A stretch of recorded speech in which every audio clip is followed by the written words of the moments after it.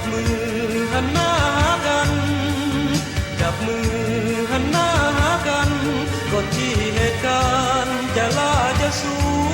ญตื่นเถิดเพื่อชาติของเราชาติลาวคนลาวช่วยกันแก้ไขประเทศเพียงห้องต้องไปประเทศเพียงห้องต้องไปร่วมพลังใจไล่หมู่มานีฝึกตนให้เสียสละรักษาและเกียรติศักดิ์ศรีมอบกายถวายชีวิตมอบกายถวายชีวิตสร้างบุญความดีสร้างวีรกรรมเป็นเดียวเพื่อชาติภาษา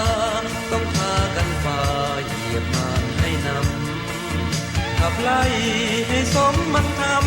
ำขับไล่ให้สมมันทำสร้างวีรกรรมซ้ำเหยียบศัตรู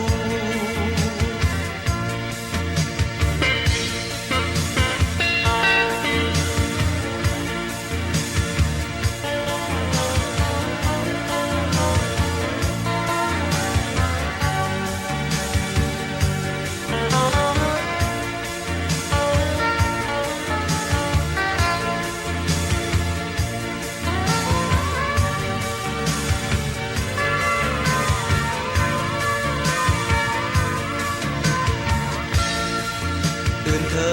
ดพี่น้องชาวลาวที่พากันเข้าอกเข้าใจกันจับมือหันหน้าหากันจับมือหันหน้าหากันก่อนที่เหตุการณ์จะล่าจะสูญตื่นเถิดเพื่อชาติของเรา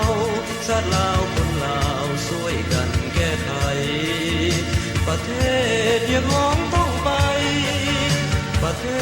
ศเพียงพ้องต้องไปร่วมพลังใจไล่หมู่มานีฝึกตนให้เสียสละรักษาและเกียรติศักดิ์ศรี